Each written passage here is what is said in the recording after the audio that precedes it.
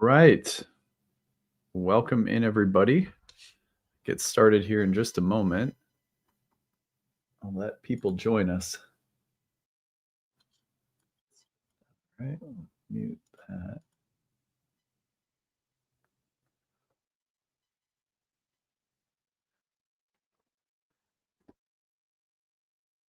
There we go.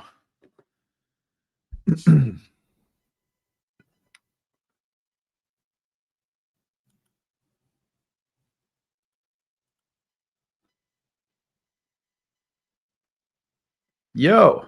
Hey, everyone. Good to be here. Let me get myself set up.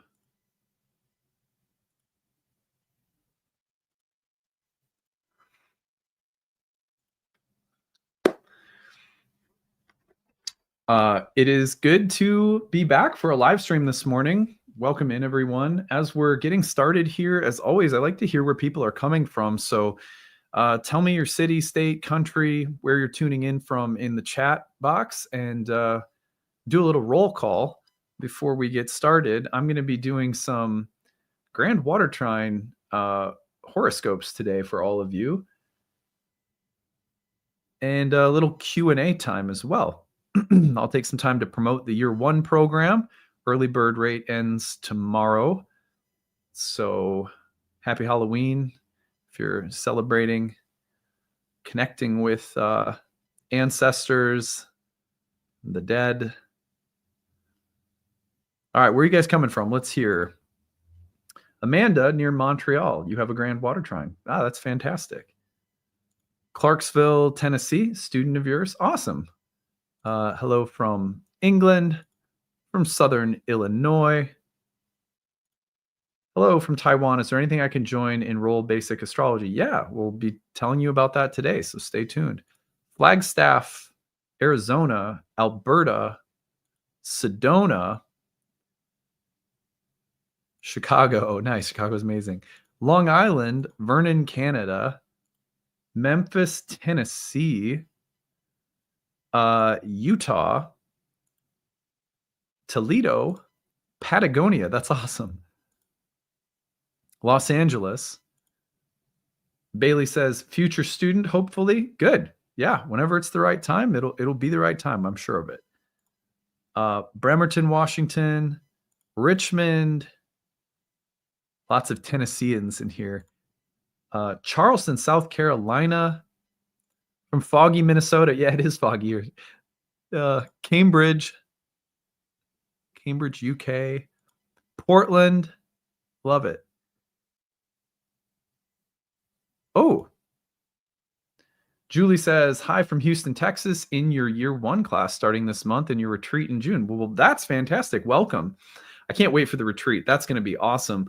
We actually have, I think, about 20 more spots left on the retreat, and we decided we're going to end up opening the early bird rate back up because every single person who signed up so far used the early bird rate. So we're just going to extend it and through, I think, probably January 15th, and then the last 15, 20 spots we have, we'll let people use that rate again. Anyway, can't wait to see you in class, though, Julie. Reno, Nevada. Birmingham. Very cool. Really want to join the retreat. Well, if it doesn't work this time, our goal is to have one retreat every year. So yeah, we'll do that. San Antonio into house. Love it. Awesome. Well, a big welcome in to everybody. What the plan for the day is to do horoscopes for the Grand Water Trine.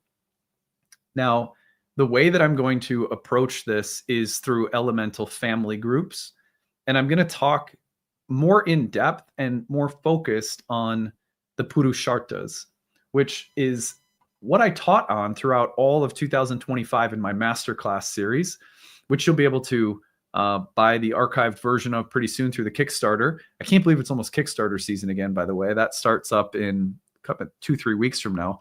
Crazy. But anyway, the Purushartas are, let me give you a little background on the Purushartas before we begin. So in ancient astrology, the meanings of the houses are constructed in a really beautiful, elaborate astronomical rationale. We explore and break that rationale down at length in all of my programs, and you'll see me going even a little bit deeper in some of my monthly webinars with the breakdown of how the house topics were originally conceptualized. So that's something that I spend a lot of time teaching. Another part of the rationale for ancient astrologers had to do with the way that certain houses were connected to each other across the wheel. One of those designs has to do with signs, whole sign houses. This is all within a whole sign house paradigm. Whole signs that are connected through trines to one another. Those three houses that are all connected by trines will always include, from a whole sign perspective, all three signs of the same elemental family. Those three houses will not only connect three signs of the same family, but they also share topics in common.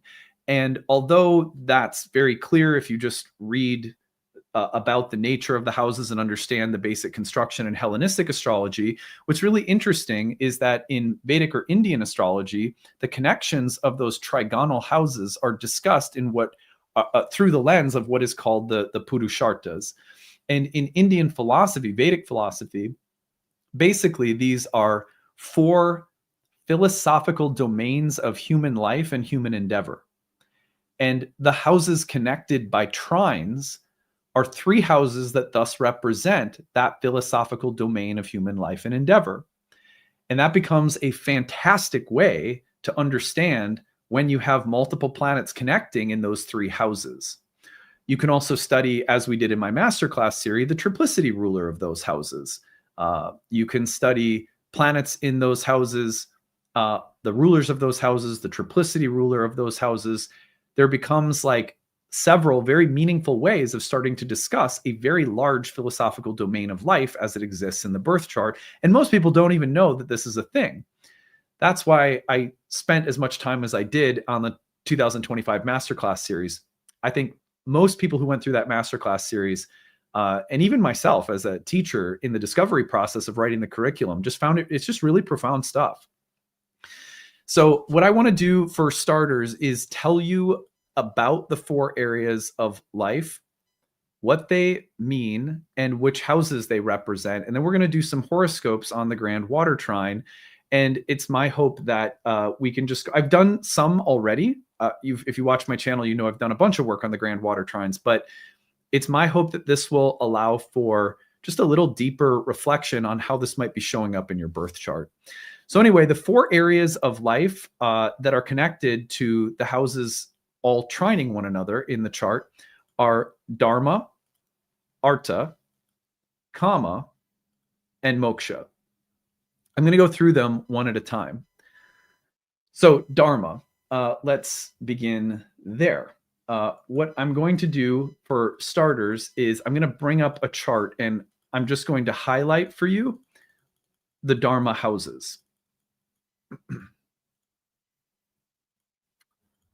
All right, so the Dharma houses are going to be 1, 9, and 5. And you notice I'm drawing a triangle because these three houses from the whole sign perspective will always include all three whole signs of the same element. And that is, and this is, by the way, this is just one of many reasons why you can't, it's never as simple when people are testing out whole sign houses of just throwing up your whole sign house birth chart, because whole sign houses are connected to so many different techniques and approaches to reading the birth chart that until you know about all of those and can utilize them, you don't even really know how to test whole sign against something like Placidus. Not that there's only one right house system or anything like that, but most people who say, oh, I've tried my whole sign house chart, it wasn't as accurate as my Placidus. I'm like, well, do you know all of the different theories and techniques that come from the whole sign system? Because if you don't, then you really aren't looking at your chart in the way that a whole sign practitioner would. Anyway, one of the examples of that are the houses connected by trines. Their meaning philosophically can only be connected through the rulers and triplicity ruler in a consistent way, chart to chart, through the whole sign paradigm. Anyway, that's just a little aside, if in case it's interesting.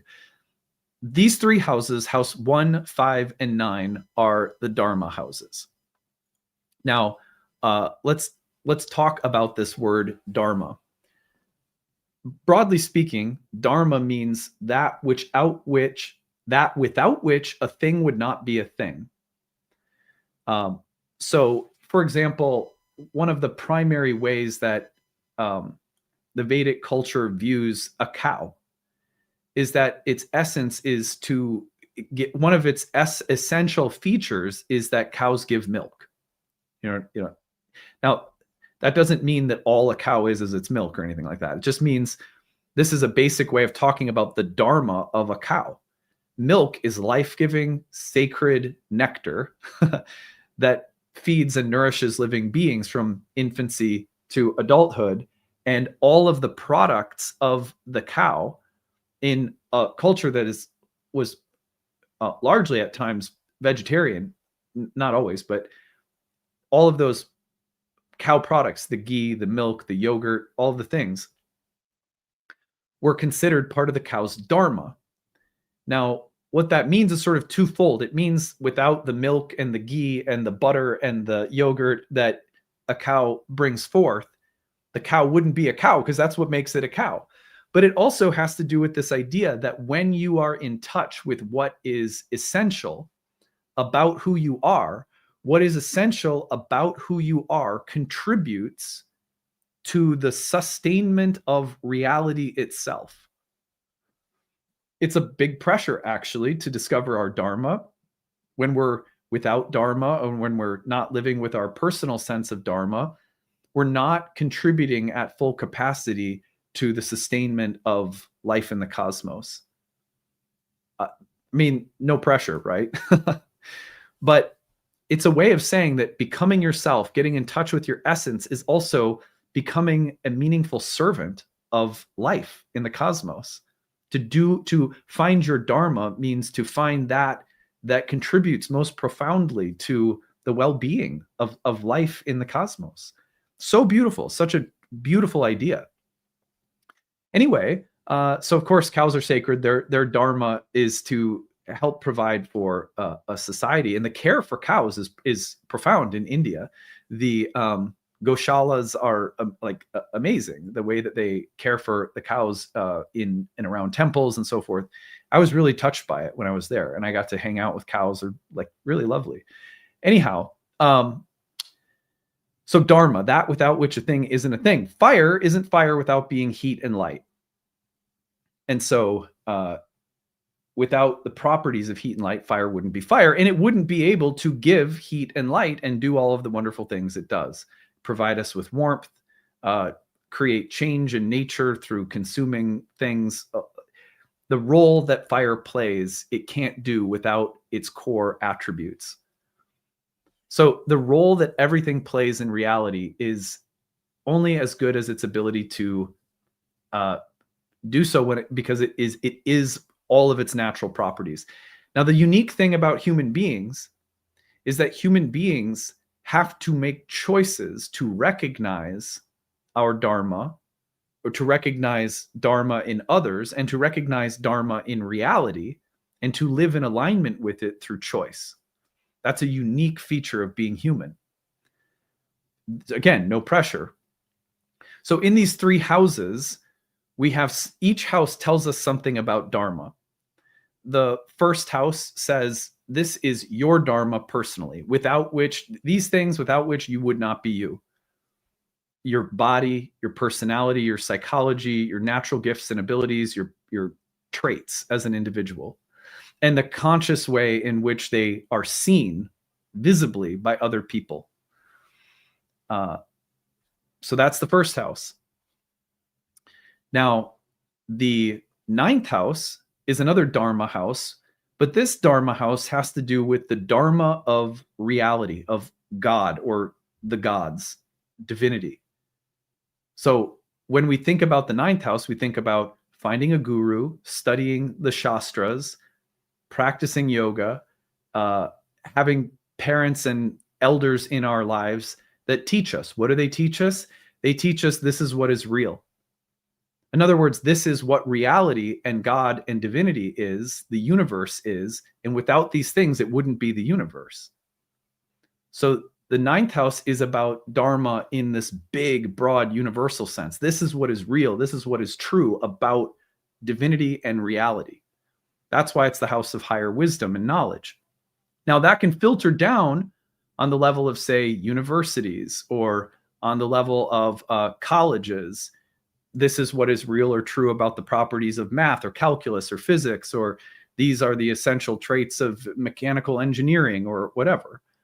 But the ninth house, the biggest sense of the ninth house is this is what is real or true about God and reality itself, divinity itself. And when you have that understanding, for example, a very basic dharmic truth of the ninth house is that God is love.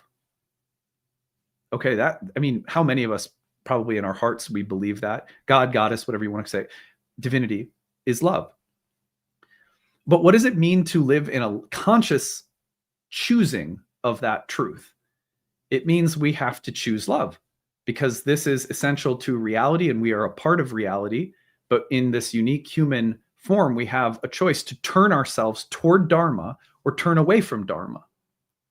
And this is a condition of ignorance or enlightenment.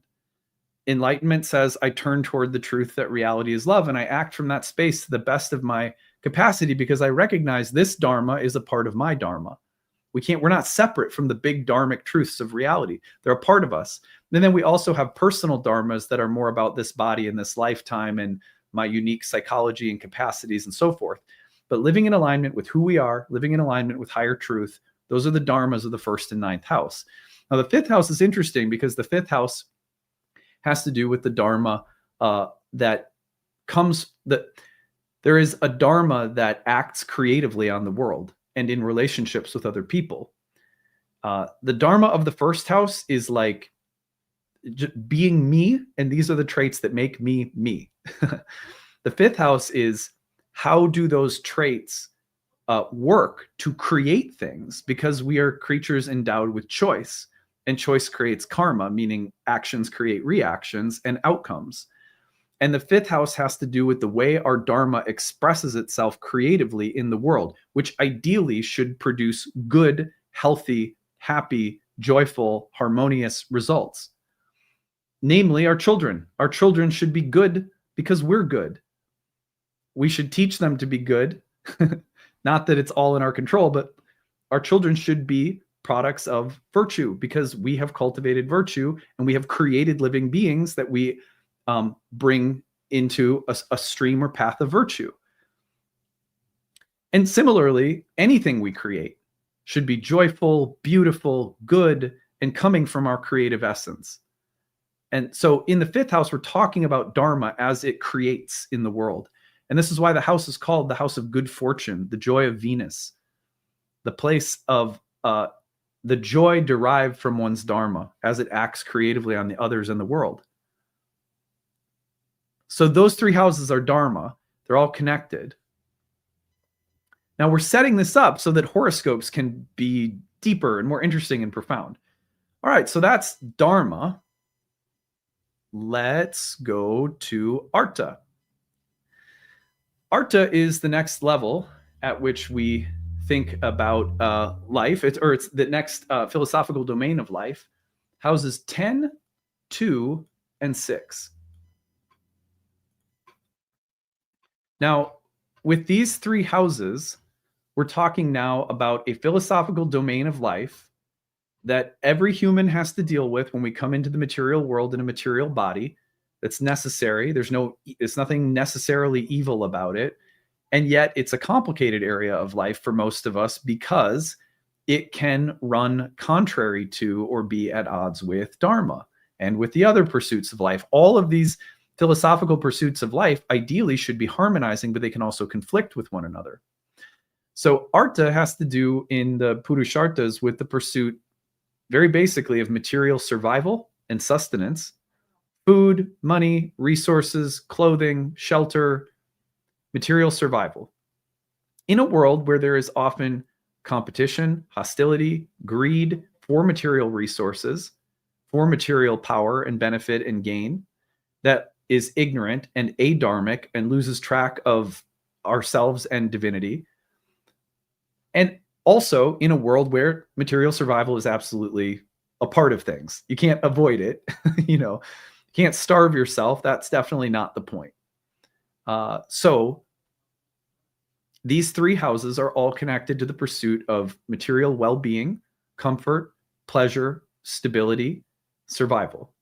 It's like Maslow's hierarchy. You start at survival, you build your way up to something like enjoyment, pleasure, acquisition, wealth, etc. Now, all three of these houses have to do with Arta.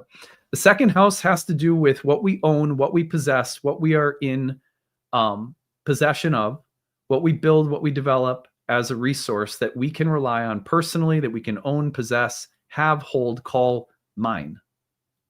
That's the second house. The 10th house has to do with our public reputation, influence, status, success, maybe what we're known for publicly or our literal vocation, although it can be found in any of these houses.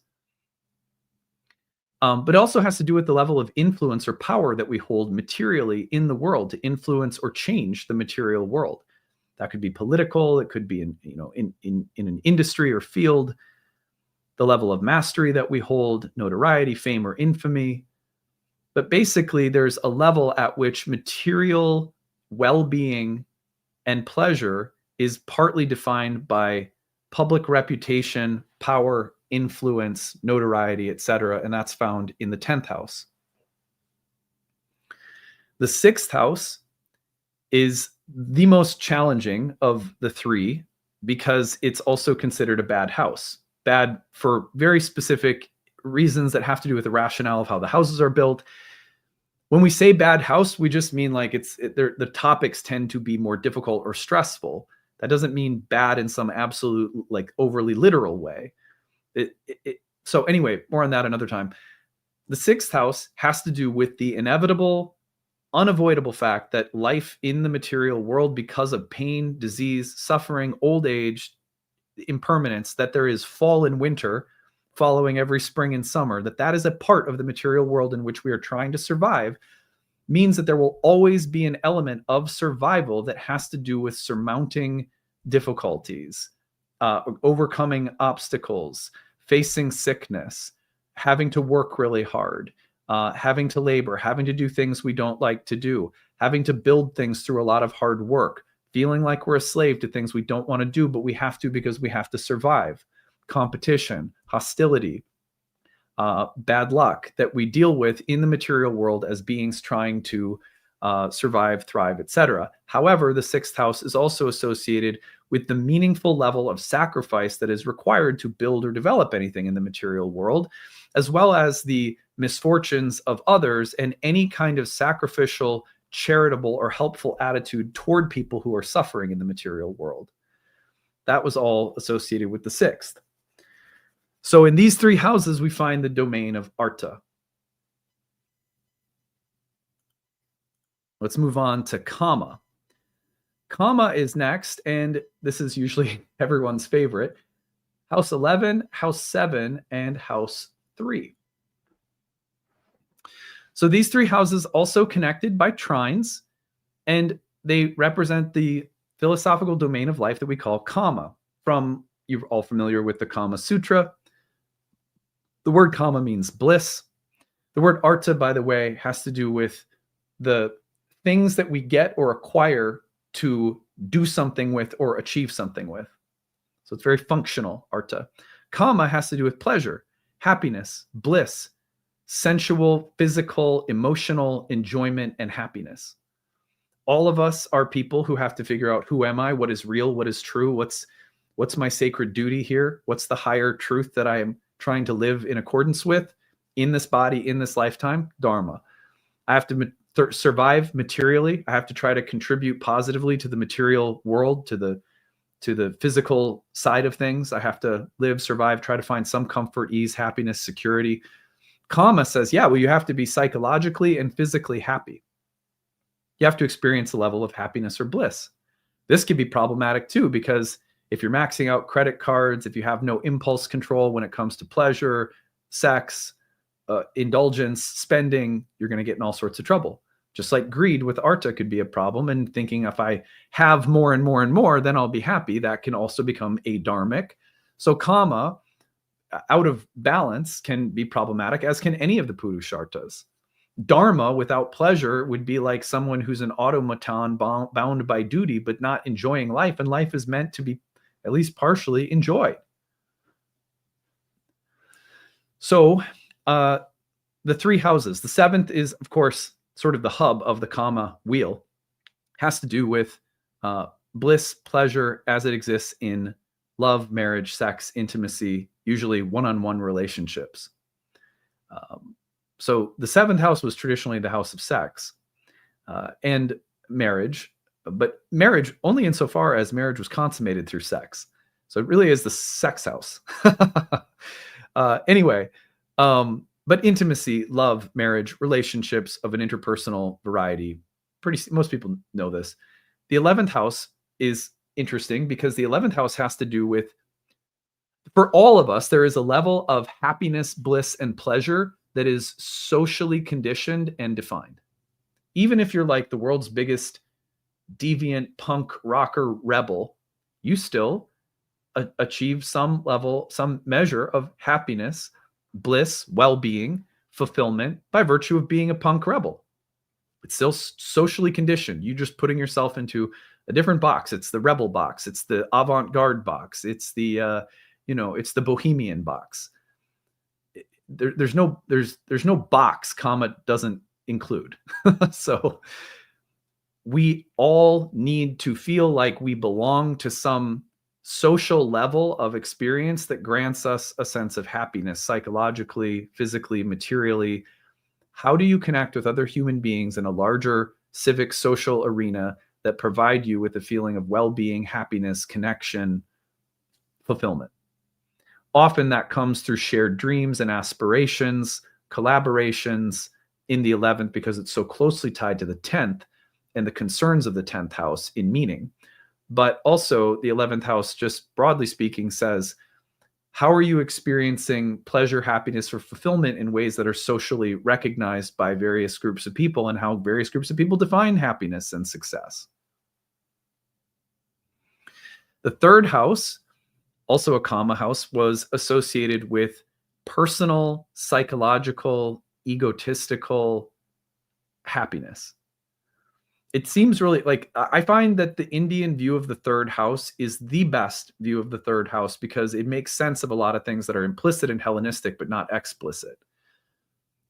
Anyway, in this house, for example, all of your psychological, mental, verbal impulses are found.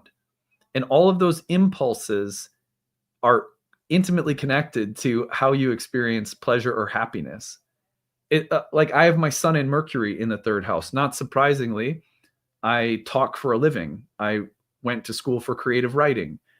And I find that having creative mediums for the expression of my mind, my thoughts, my feelings, my ideas is like a vital part of my life. Same thing for many third house people, so to speak. But what we're really talking about in the third house is how to experience joy, pleasure, happiness, fulfillment from my own psychological and mental makeup, and how I let that shape skills, abilities, self-expression through communication, intellect, psychology, etc. So that's very personal, and it has to do with feeling satisfaction in your own mental, psychological nature. Interestingly, this house can be very competitive. And because it's a house that's very closely tied for Indian astrologers to the ego and a sense of egoic gratification, like I like myself, I like how I think, I like how I feel, I like how I talk, or whatever, that it's ideally, it's about feeling happy with those things. There's naturally a sense in which feeling happiness with yourself will attract competition with other people. This is also why it's connected to siblings. Sometimes it's hard to develop a real clear sense of who we are, what makes us happy as psychological beings, intellectual beings, because we live in the shadow of a sibling. or peers. Okay. Anyway, so those are the Kama houses. Finally, we have the Moksha houses. Now, the Moksha houses are going to be house 12, 8, and 4. It's amazing what a like sub industry there is around houses 12 and 8, you know? And it's because they're the moksha houses. So what is moksha? Moksha is the final ultimate aim of human life, which is enlightenment and liberation. The word moksha basically means freedom from bondage, freedom from attachment, liberation from the material form, the material world, which doesn't necessarily mean that there's anything bad about the material world or the body. I think sometimes people hear it that way. But actually what we're talking about is, because there's many examples of Jivamuktas or Bodhisattvas in Eastern traditions that are walking around the material world. There's nothing wrong with being in the material world. They're enlightened and here they are in a body. Jesus Christ, another example, right? But moksha means an enlightened or liberated form of consciousness, free from the sufferings of illusion, dualities that entrap or entangle. And so the purpose of all three of these houses is to speak to the topic of liberation, emotionally, spiritually, psychologically, karmically. And each house has to do with moksha in a different way.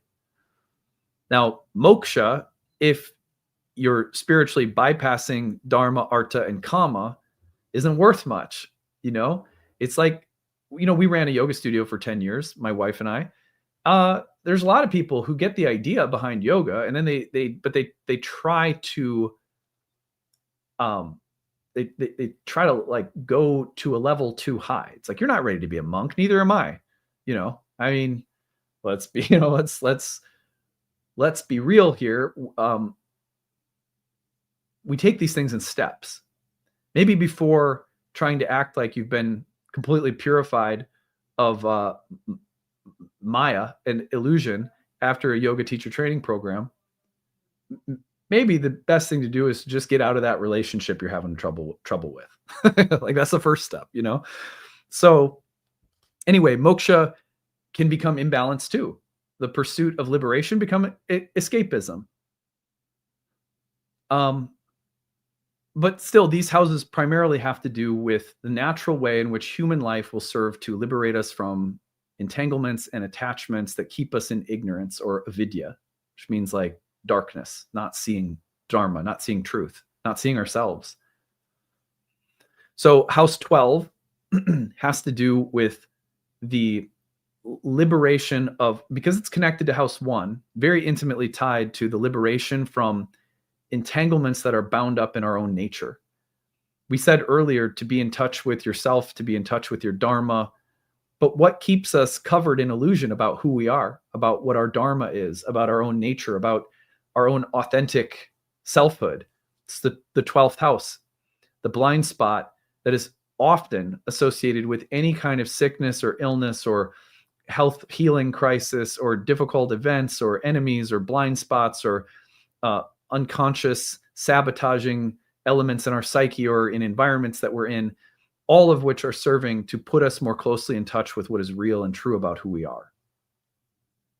So the loss of control, the loss of self, the loss of identity, the loss of sanity in this house, paradoxically, is associated with getting us closer to the truth of our nature. It can be very mystical and healing, these 12th house experiences. People sometimes work in 12th house environments and so forth. The 8th house is connected to the 7th, which means that the moksha of the 8th has to do with entanglements with other beings. So soul contracts with other people, the entanglements that exist, some soul contracts and entanglements actually serve to liberate us. There's some relationships in our lives that, thank God we had them, because they help us see what's real and true, and they help us let go of illusions. So it's not like every entanglement with another soul is bad. We're not meant to be, again, like living in some kind of vacuum. But the extent to which we allow other people into our lives to heal us, to show us truth, to disentangle us from avidya or ignorance, that's the positive side of the 8th house, where other people bless us, where we receive an inheritance, and if we use it wisely, that can facilitate enlightenment. But also the moksha of the 8th is about the entanglements emotionally, psychologically, materially with other people that keep us bound and chained to ignorance. And therefore, the 8th house is commonly associated with the things we have to let go of, the attachments we have to relinquish because they keep us chained. And they're usually involved with other people and the happiness, that bliss, the kama that keeps us entangled with other people. Now, the 4th house is the final moksha house. And this is a house that has to do with it's a very sweet moksha house compared to the others. The others have some teeth. But the 4th house is about rest. It's about the resting place. Your home, your family, the privacy of your home, rest, sleep at night. Everyone should have a sanctuary that every day we go to. That's my office. I sit here quietly. You can't see my altar, it's right over there, but sit in front of my altar. I sit quietly. I take my time. I go to the gym, exercise the demons, rest, restore, recuperate, go within, take care of myself. This is something you guys hear me, I've been preaching this for going on 16 years, that this is an important part of doing astrology. Daily self-care. That's the 4th house. There's lots of houses you can associate with self-care, but the 4th house is called the resting place. And it's about relinquishment of involvement with the material world. This is the place of sleep at night. It was associated with the underworld. You think about the opposite house, the 10th, it takes us out into the world. You get up in the morning, you go out into the world, you have duties, you have your occupation, you have people you serve, places to go, bills to pay, reputation to care about. We have to sit down and just get quiet. I am none of those things. I'm a spirit soul. How do we remember that and abide in that? You have to have a kind of 4th house experience. So the 4th house is this place, ideally, of rest, recovery, recuperation, and disentanglement from the world while we're in it. This is ideally the role that family should play. This is ideally not that it does. There's a lot of pain and a lot of karma in the 4th house. And so sometimes the 4th house karma will be about clearing out the roots. It should be a safe resting place, but it's been filled with trauma, something like that. But anyway, that's the 4th. So all 3 have to do with moksha.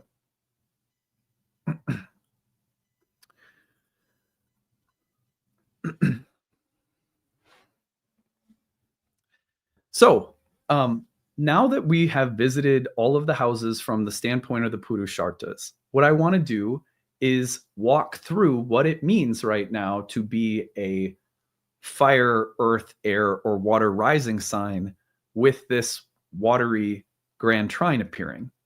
I hope that this lecture, so to speak, this talk on the Purushartas will shed some light on the appearance of this congregation of planets, all in water signs, totally lighting up a Purusharta in your life. Think about it that way, and you're really looking at it from, I think, a beautiful sort of 20,000 foot view and perspective. So what I'll do now is I'm going to put the chart up on the screen. And rather than filling your head with planets, and I'm just going to highlight the houses. Now, here's what I want to say. Let's give you our timeline first. The Grand Water Trine, in effect, from late October, we're already right in the midst of it. Mars has just moved through it as the first sort of player. Mercury moved through it. Throughout the month of November, that Grand Water Trine will be active and coming back. And all the way through, let's call it the first half of December, the Grand Water Trine is present. And then what I want you to think of is this Grand Water Trine washing through one of the Purushartas in your life and speaking to this broad area of life right now and giving you an opportunity to rethink, to revise, to deepen, to heal, to learn, and to grow. So the timeline is now until the end of the year. Let's put it that way. And let's now visit what it might mean if you're a fire sign.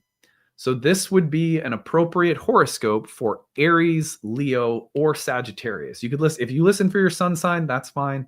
If you listen for your rising sign, I think that's best. The reason that I think that that's best has to do with the fact that sorry, let me get, where'd my chat go? Here we go. Okay. The reason that I think your rising sign horoscope is best, you've heard me say this before, because it corresponds with the whole sign house version of your birth chart, which is common for both ancient Indian and Hellenistic astrologers. It's what I teach in all my programs. That locates these transits in the actual whole sign houses of your birth chart. All horoscopes are written in whole sign houses anyway, so the rising sign will correspond with the whole sign chart.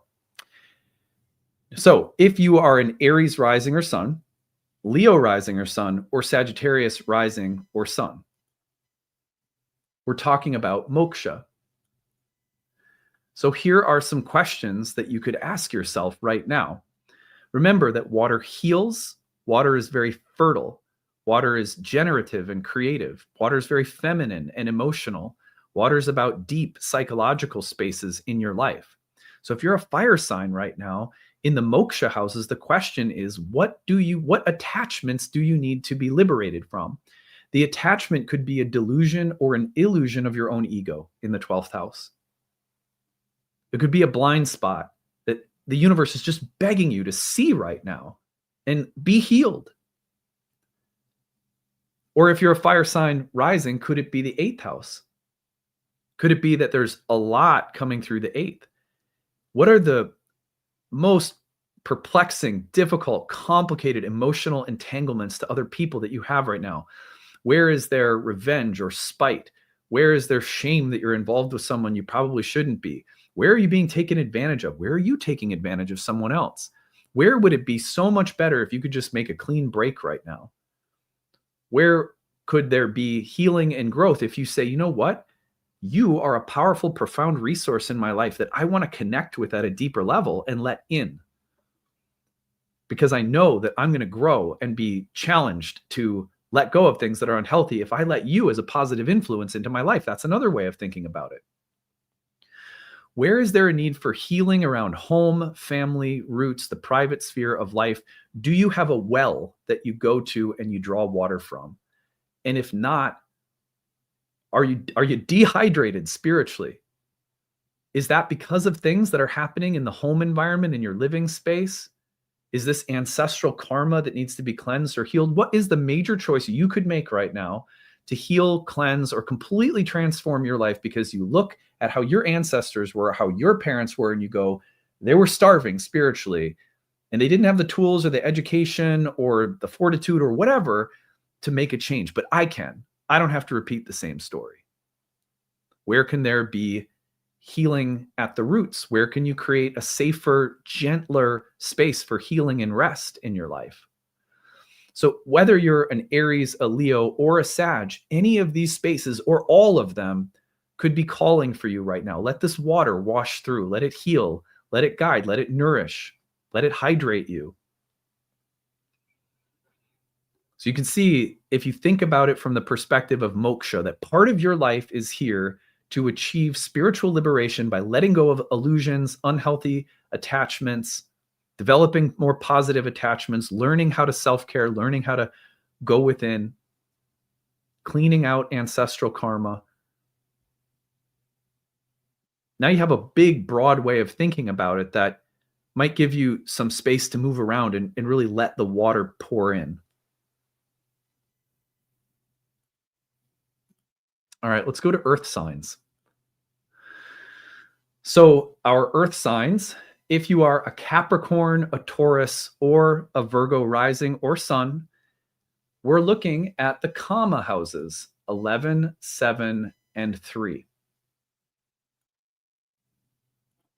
Let's start with the obvious 7th house here. For any of our rising signs, the water trine, the angle that's included in the water trine, because all of you will have one angle included, the angle is the 7th house. What does intimacy, what does love, what does connection, positive connection look like and feel like? What does positive intimacy, healing intimacy look like? When you make love to whoever is in your life, when you go out and have fun with them, when you create with them, is it soul food? Is the authentic, soulful version of you present when you connect with whoever you connect with regularly? Or does it feel like after you connect with them, you come back to yourself and you get back in touch with your soul, but there's some other version of you that's connecting? Be aware right now of the potential to let go of relationships that aren't soul food, that aren't hydrating you spiritually. You should be able to make love and have fun and be creative and laugh and be a little deviant or mischievous with people you love, and they should still be helping you see the difference between truth and illusion in your life. They should hold you up, they should lift you up, and they should be someone that provides a deep level of happiness and pleasure. Everyone deserves love. What about the 11th house? Socially, do you feel happy? With whatever you're doing with your life, professionally, your social circles, your friends, how are you defining social happiness, harmony, and success? What does that look like for you? What is the honest truth about what that looks like? Let me give you an example. I'm a Taurus rising, so this happens to be the way that my chart looks. And I would say that something that has been profoundly important to me ever since both Saturn and Neptune, going a long ways back, were in that 11th house. It was about saying, yeah, there's a part of me that needs spiritual community, intellectual and psychological affinities shared with other people, the astrology community, the yoga community, the psychedelic world. However, as soon as Saturn entered that 11th house, it also started giving me some clarity. I also, as you know, this is something I've shared a lot about. There's a part of me that needs some community and happiness that's defined by things like fitness and the body and care of the body and nutrition and this very physical part of my life. And as soon as Saturn started coming in, I started having to say, not everything in my life has to be about spiritual and intellectual community. And so refining and changing and developing what grants you, like what cultures and communities and groups of people that you participate in can bring you happiness. We're complex beings who have many different layers and levels of what defines social belonging, social acceptance, social harmony, and happiness. Being honest and authentic about those different layers and levels are important. There's part of you that identifies with this group. There's part of you that doesn't, and that might need a slightly different group over here or over there. Soon as Saturn entered that 11th house, I was just leaving a monastic community and trying to find a way of being authentic about needing more, like going out with my friends to the basketball game, going to the gym, like just that part of me. I think that's really interesting. So the 11th house, social happiness and social, like where's the healing? Where's the depth? Where's the authenticity there for social and collective participation? And then the 3rd house. If you're an earth sign, you got water flowing through the 3rd house as well. What is your emotional, psychological makeup? How do you communicate and authentically express who you are on the level of your psychology, your mind, your speech, your words? Do you honor and acknowledge your emotional impulses? You might be a very emotional person. Do you allow yourself to speak and act and think with respect and love and acceptance of your emotional nature? Relationships with siblings, relationships with peers. What is your emotional truth? What do you need to convey or communicate about yourself that allows for a deeper understanding of yourself to emerge? Like sometimes it's astrology. I love astrology, but unless I give myself the room to learn the language and speak it on the level that I love it, I'm not going to feel fulfilled. I would say at least 60% of the students that come through our programs feel that way. I love this language. Sometimes it's like this. When I think about my guitar, I love it so much. I love it and like it beyond my capacity to play it. So I will have dreams in which I am playing the guitar at levels way beyond my ability. And in the dreams, it feels like I know it so well. It's amazing. It feels like it's a it's like a future version of me that studied 10,000 more hours, you know? And what compels me to practice the guitar is this feeling that that's in there somewhere. If I just keep playing, I'm eventually going to experience that. I think for many of us, the third house has to do with there's parts of us, the spontaneous, emotional skills, abilities that have to come out somehow. They have to convey themselves. They have to be communicated for us to feel happy. But unless we study and learn and develop those parts of ourselves with persistence and effort, they won't come out. So one thing to ask yourself if you're an earth sign right now is, what is just emotionally grabbing you and being like, you love this, so learn it, study it, practice it, get good at it, and then let it flow out of you.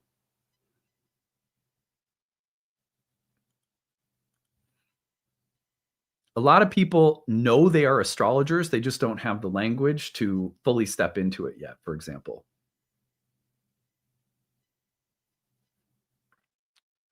All right. So those are some horoscopes for earth signs. Let's move on to air. So for the air signs, if you are a Libra rising, an Aquarius rising, or a Gemini rising, you have the Grand Water Trine flowing through your Arta houses.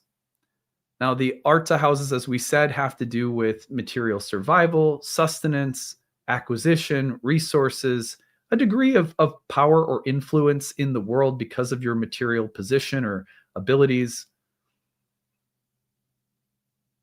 Valid part of life, right? None of us want to be, I don't think anyone listening to this wants to be some kind of greedy asshole. You know, like no one's like pining to be a dick about it. But everyone needs to pay the bills and everyone wants to be relatively good. It would be great if you could feel like you're a master or relatively good at some skill or art or craft.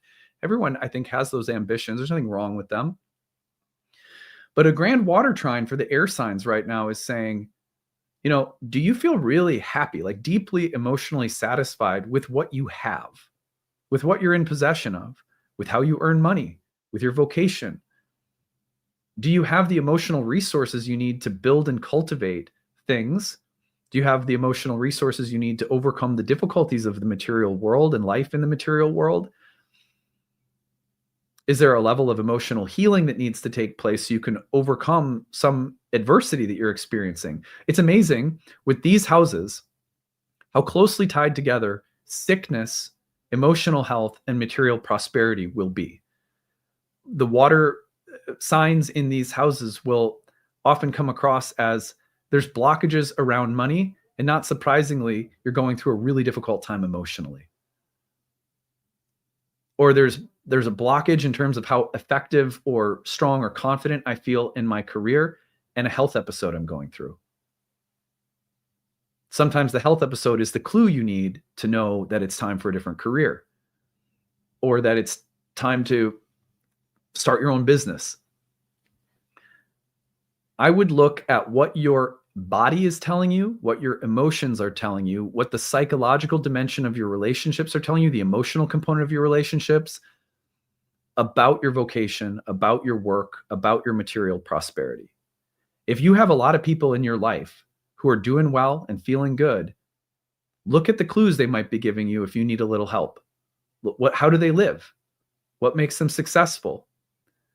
It could be that there are people in your life right now who are going to be like watering your plant if you let them, just by the way they live, just by the example they set. Let them in. One of the things that can happen around these houses is that we fear becoming dependent upon others emotionally or materially. Air signs especially, you know, it's fascinating. It's fascinating that the air signs, who tend to be very intellectually independent, will have to deal with emotional currents around material things. It's as though there's a lesson built in for air signs about learning the art of dependency and interdependency when it comes to building your career, being successful, having money, having assets, having resources. There has to be some dimension in which your relationships, the things you share, how you connect with other people, they become vital to your success materially.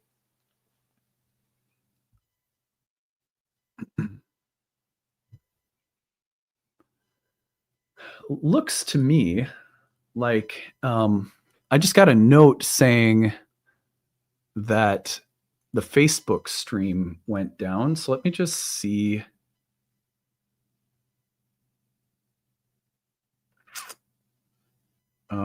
Give me just a second, guys.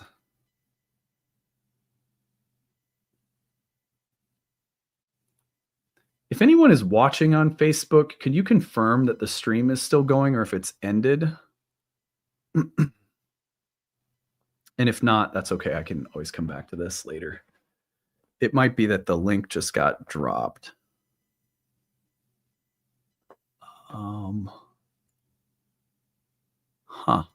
Let me just see if I can fix this.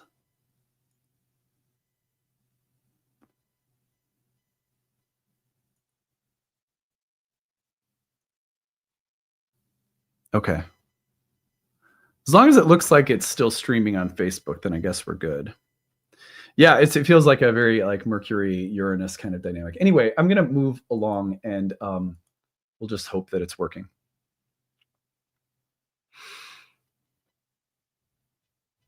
All right, so finally we have water signs.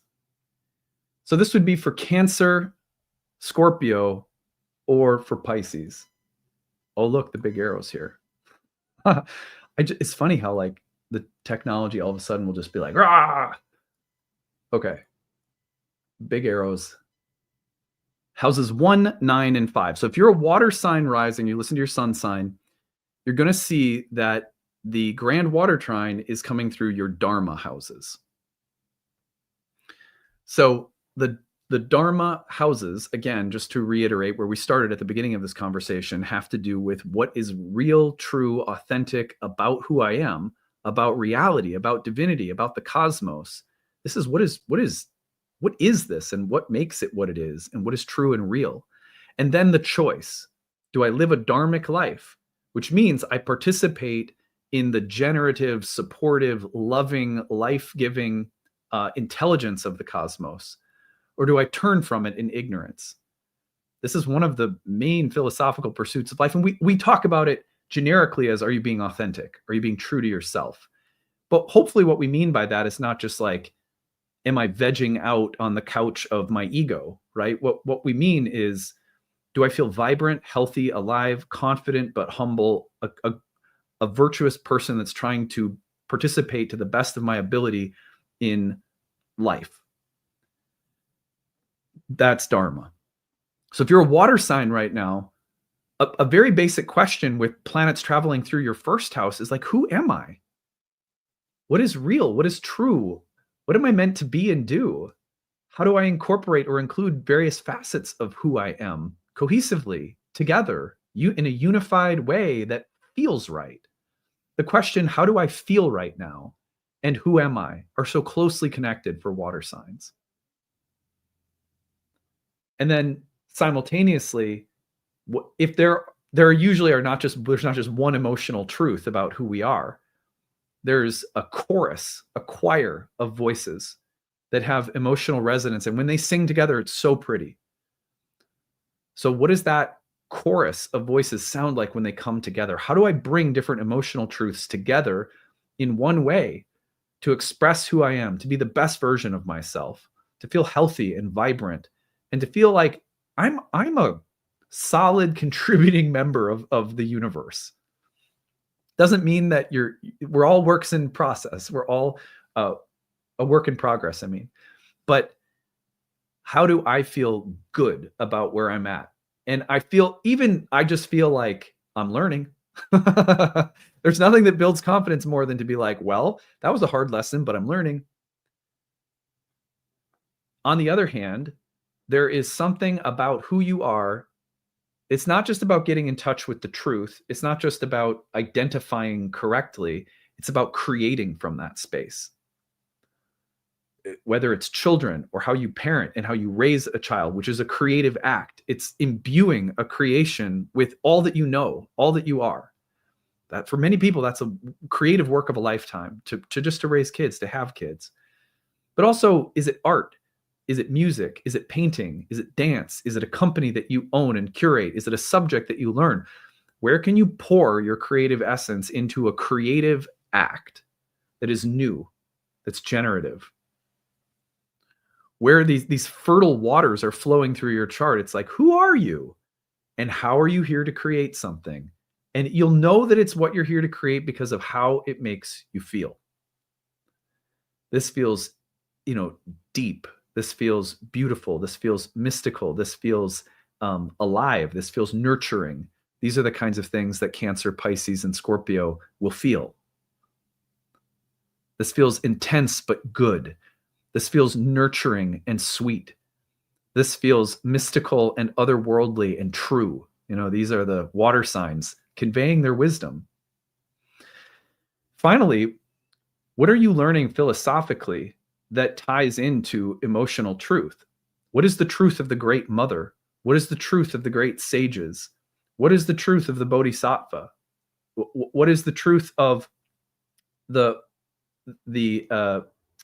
is the truth of the shaman or the medicine man or woman? The ninth house truth. There's so much truth. The reality is just teeming with it. But who are the teachers? What is the path? What is the way in front of you right now that's saying, take to this and let it grow you emotionally. Let it make you wiser and deeper and richer emotionally. Those are the ninth house truths that are here for us right now. So those three houses: who am I? How do I create? What am I learning? Where are the teachers and sages in my life? What's the pilgrimage I have to make? I think about my wife. She's a Cancer rising, and she's preparing to take a pilgrimage. I think this is so profound, by the way. You can't make this shit up, really. How many times do we say that? But it's so true.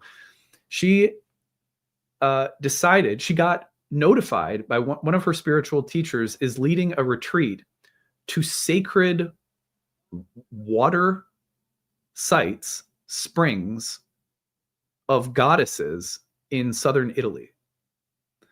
And the opportunity to participate in this pilgrimage popped up as Jupiter is in Cancer in her first house, trining Saturn in her ninth house, and connecting to the Scorpio planets in the fifth. It's like, of course you'd get invited to a sacred water goddess pilgrimage in southern Italy where her ancestors are from. Her family's Sicilian. And so it's like, oh my God, it doesn't get more literal.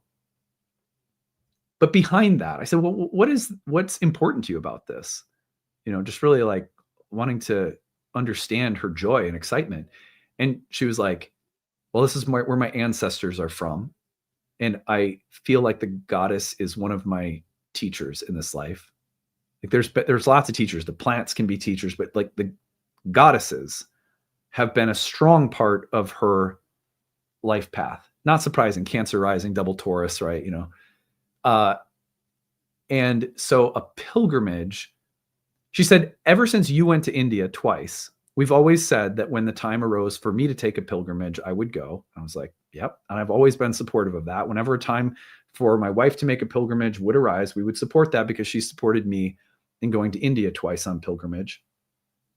So of course I was like, yeah, well, you have to go, of course. And she said, and so it feels like the time to take a pilgrimage to connect with the goddess and a teacher and my ancestry. And I was like, well, it just feels like so literal, a grand water trine in those houses, those Dharma houses. Like I love astrology. What can I say? It's so amazing. Pretty cool. All right. Well, on that note, all of you fine, beautiful people, I am going to pause before doing some Q&A to tell you about the course that is starting on November 15th. If you head over to the Nightlight website, go to nightlightastrology.com, click on the courses page, go to first year course. Our first year program is called Ancient Astrology for the Modern Mystic. It's our first year class in Hellenistic astrology. That's ancient Greco-Roman astrology, shares a root system with ancient Vedic Indian astrology. And you will find in my courses, because of my background in yoga philosophy, that it's really an East meets West kind of program philosophically, although our technical approach is in Hellenistic.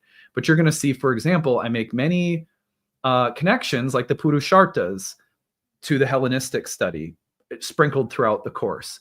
It's in this way meant to give you a really deep understanding of the philosophical roots of ancient astrology. This course is a year long. We have 30 classes on the year that I teach through live webinars. They're all recorded. So if you can't attend live, you get everything in the course for life. You get to keep it forever. And you can access it on your student website, download it, all that good stuff. So you can follow along at your own pace if you want. In between major units of study, as we break down the ancient Hellenistic roots of signs, planets, houses, aspects, everything, which, by the way, are not the same as the modern take on those subjects. So even though it sounds like, well, I know planets, signs, houses, no, you don't if you haven't studied Hellenistic. I don't mean to be a jerk, but that's just the truth. This is a completely different way of understanding than most people have ever been exposed to. Just like if all of this was relatively new to you about the Purushartas, the way that ancients thought about houses, signs, planets, very, very different. You'll see if you have a modern background, that's going to help a lot. But if you've never studied Hellenistic or ancient astrology, all of this is going to be very new and very important to start with this first year course within our curriculum. In between the major units of study, there are breakout study sessions led by tutors. My staff, they're awesome. They've gone through all of our programs. They're wonderful people. We also have a discussion forum staffed with tutors so you can ask questions and get answers year round. We have tons of bonus content, optional certification at the end. So you don't have to feel pressured, just be certified. But if you want to, because you want to practice professionally, you can do that. So that's the gist of the course. At the bottom, you will find the early bird rates. These are available through tomorrow. So you'll have till early Saturday morning, technically, but they're available through October 31st. The program begins November 15th. Everything you need to know about the course, its outline, the format, the schedule is all on this page. The early bird saves you significantly off the cost of the course, but if you are someone who needs a little extra help because you're hurting financially, please take advantage of the tuition assistance button.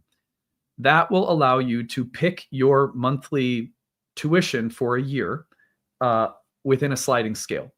So if you're like, look, I'm on a budget, there's a high exchange rate because I'm in a different country, I'm in between jobs, I'm a single parent, I'm on disability, I'm on a fixed retirement income, whatever the case might be, we believe that this subject, and I've been doing this for 16 years, nobody should be priced out of studying this sacred language that I believe it's everybody's right to know. I have to make a living. This is a business, but I don't feel people should be priced out of studying this subject. So if you have a sincere desire to study, but you need a little help, please do use the need-based tuition. This is all supported through the Kickstarter every year. Every year we do a big sale on the course through the Kickstarter. People donate to support the free content I develop on YouTube year round. And because of that, we're able to not have any bottom lines with our business model. And that allows people to take the course at the different price ranges. So that's our business plan. It's been that way for 16 years. It's that simple and it's that consistent. It works because people say, hey, I value this. I'm going to pay because I can afford it. While people who can't afford use the other rate. And then people at the end of the year support the channel through the Kickstarter. And in that way, we have a really beautiful educational model that serves, I think, a very diverse socioeconomic community of people. Anyway, so I hope to see you in classes soon. That promo is the only one I had to run for today. I wanted to take a moment because we have just one day left in the early bird sale. So feel free to take advantage of that. And hope to see some of you in class soon. Now, on that note, what I want to do next is just take a little bit of time to answer any questions that you guys might have about anything astrological, or if you have questions for me, about who I am as a person. Anything and everything is welcome. I'm just going to do one thing on my phone here that I need to make sure I take care of. Okay. So put it into the Q&A box and I will get to you in just a moment.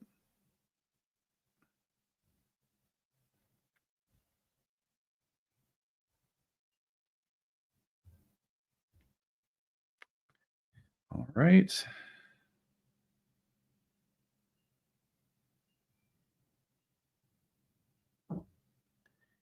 Great question. Is the ninth house related to legal? Yes, the ninth house is related to the law, because another way of thinking about dharma is law. If you think about a, a property of something, a property of something and the law are very similar. So, for example, um, the properties dharma, right? The dharma of fire is heat and light, without which it wouldn't be fire. So those are properties of fire. You could also say that dharma is outlining the structural laws of the universe or of reality. So to say that fire has to be fire, or for fire to be fire, it has to be heat and light, you're saying that there's a law that makes it the case that fire has to be these things to be fire. That's a law. So the ninth house, in the hugest, biggest sense, are the laws of reality, of divinity as we experience them. Not that we can circumscribe reality with our minds either, right? But the idea that reality is intelligible, that there are laws, properties that are cohesive and meaningful that we can understand, is why the ninth house filters down to the level of societal law, which is connected to things like religion in the ancient world. And the lawgivers were often kings or queens who were also the embodiments of the state or civic religion. So law, religion, dharma, all connected in the ninth house for that reason. The court systems are ideally inspired by a sense of philosophical truth about the nature of reality. It is bad to kill. It is, good to treat people with love and respect, etc. So yes, that would be why the ninth house is associated with law. Speaking of the ninth house, would use of plant medicine, psychedelics, shaman work fall in the ninth house? It could, but it doesn't have to, because, like, for example, if you have a 12th house transit that takes you to South America to drink ayahuasca and liberates you from addiction to opiates, could be a 12th house transit, could be that the way of thinking about the shamanic entheogenic experiences in terms of an 8th house transit, because an entheogenic experience facilitates getting out of codependent relationship patterns. So there's not really, one of the key things in studying ancient astrology is understanding all of the different nuances of the houses, so that with context you can locate the signifiers of a karmic complex or an event or a person. So when we talk about a shaman, there are many ways of locating a shaman depending on how we're talking about them. They'll show up in different houses. That level of understanding, by the way, is almost impossible to have without getting into the roots of the entire language. You have to understand how the ninth is different but similar to the 12th to locate things that are different but similar in context. So it becomes really important to get to the roots of things. Thank you. That is all. Well, thank you, Evelyn. What a nice gift. Thank you for doing that. All right. Other questions?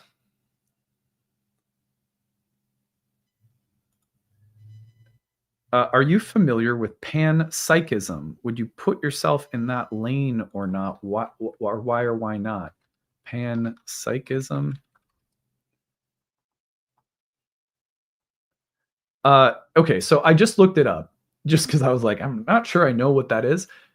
It says the doctrine or belief that everything material, however small, has an element of individual consciousness. Consciousness, yes. I don't know how individual or collective things are. For example, yeah, I guess I probably would. I guess it feels like above my pay grade to know the difference between how individual or collective forms of consciousness are in material things.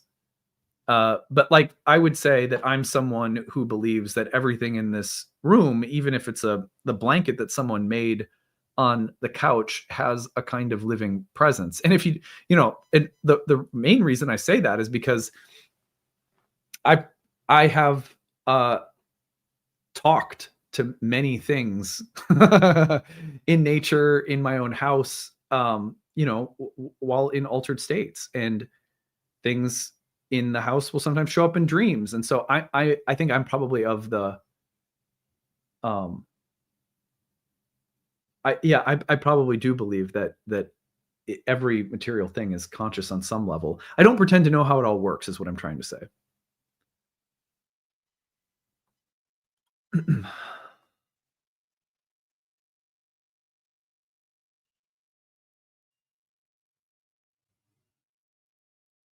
Let's see here. Mystic. Oh, someone here says, I went to Greece to visit the farm my father grew up on, and it changed my life. It's also around the time I found Hellenistic astrology. Fantastic. Love that. Plan on joining your class. Good. Great. I love it. Divine Timing Astrology says I'm in. Excellent. It's an awesome class. I've taken year 1 and 2. It'll take 3 and 4 starting this summer. So much to learn. Really great. Yeah. So we have 4 years of curriculum plus a retreat. We have our first year program, which focuses on natal astrology, our second year program, which is all about prediction, timing, and forecasting. Year 3 is about astrological consulting and let's call it divination and astrological consulting. Then we have a 4th year horary program that helps people learn and develop a specific predictive technique that's called horary. And then we have a new retreat that'll take place once a year, which is really about cultivating the intuitive part of our abilities as readers. So, yeah. Kelly says, I signed up. Can't wait. Excellent. Welcome. So glad. Eileen says, love this, Adam. Me too. I talk to many things. So does my daughters. I mean, it's amazing how kids know this. Kids talk to all sorts of stuff, and there's no thought to it. Do you still have a Chuta email? No. No. It's just info@nightlightastrology.com.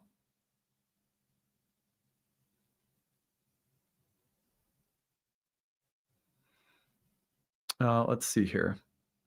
Any other questions? I want to ask about Saturn return. What advice will you give for a first Saturn return in the 6th house? Well, it's funny because I have a 6th house Saturn. So my first Saturn return was a 6th house Saturn return. That period of time, I went from social worker to unemployed author to astrologer.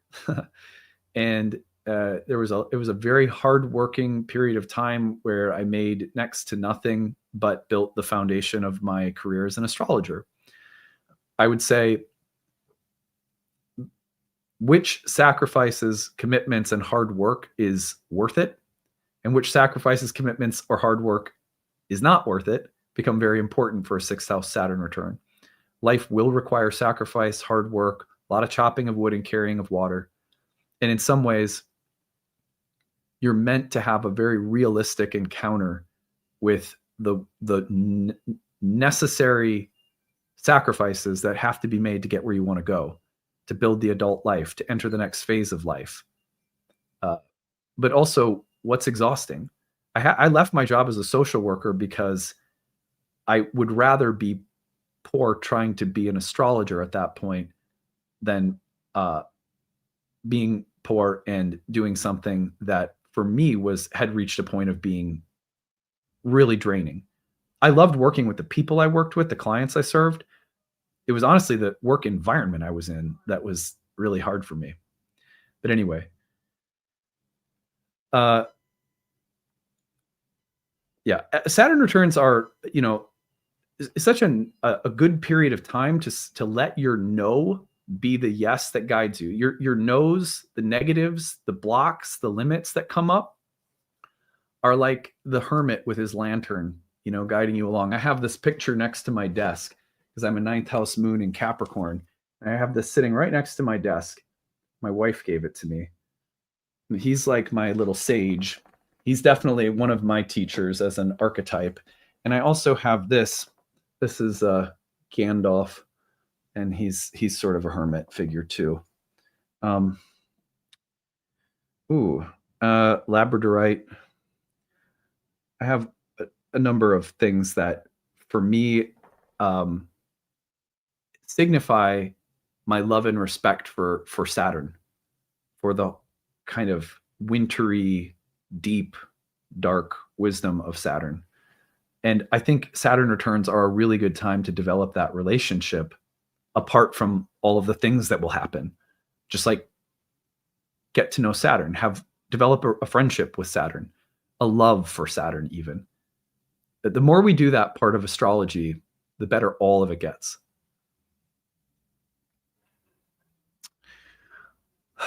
Okay.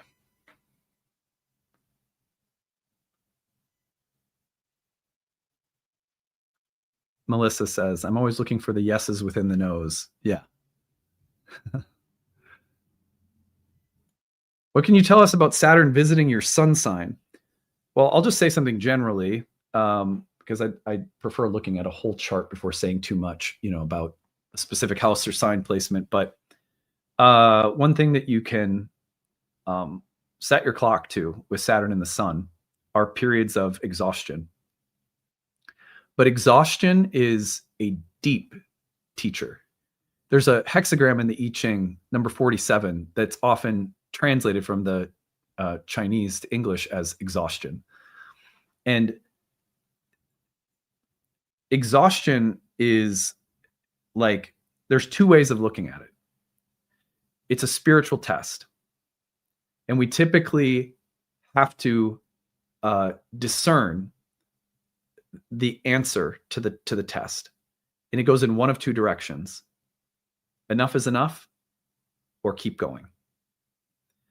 And the enough is enough has to do with saying, I tap out, I surrender, I quit, I'm exhausted, I'm not taking care of myself, I'm not on the right path. This isn't the thing that I want to pour my time and energy into. It's not life-giving. It doesn't support my purpose. I tap out. However, what's crazy is that it is often almost like indistinguishable in those moments where that's how you feel, from a test that is coming up and the answer is actually keep going.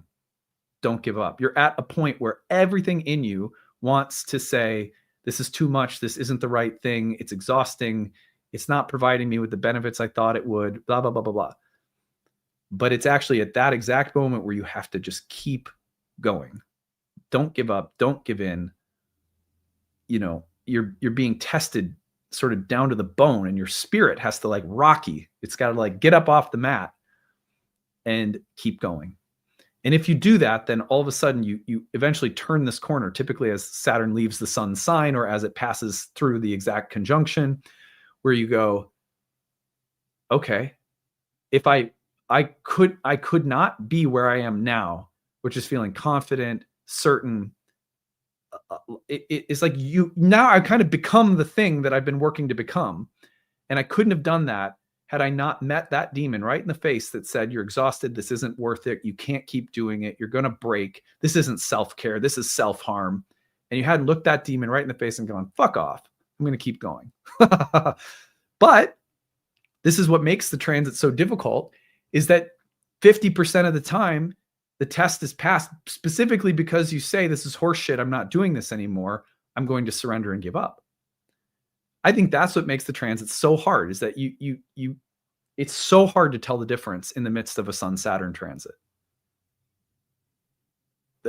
My advice for being able to tell the difference is having a contemplative practice, having a space where every day you take care of your body, you move, you walk, you sit, you listen, you come up against that edge and you go, what is this? Is this a give up moment or is this a keep going moment? And you have to be with that question deliberately and consistently. If there's anything you don't give up on, it's asking that question until you are absolutely clear. Best of your ability anyway. Okay, so I hope that's useful. All right. Well, on that note, I'm going to tap out because we're about an hour and a half in, and I think my blood sugar's getting low or something. I think I've got to go eat. So I'm so thankful. Hey, $10 donation here, just giving to a creator teacher who continues to deepen the connection to ancient wisdom for all of us. Hey, that means a lot to me. It's a joy to what a privilege it is to be able to talk about any of this. So anyway, I hope to see you guys in class. Remember, the early bird rate ends tomorrow. There's a good forecast for November up on the channel today with all of our regular contributors. Be sure to check that out as well. Tomorrow, horoscopes for November will be out. And again, you have one more day for the early bird rate. So I hope to see some of you in class soon. Thanks for tuning in, everyone, and we'll see you again next time.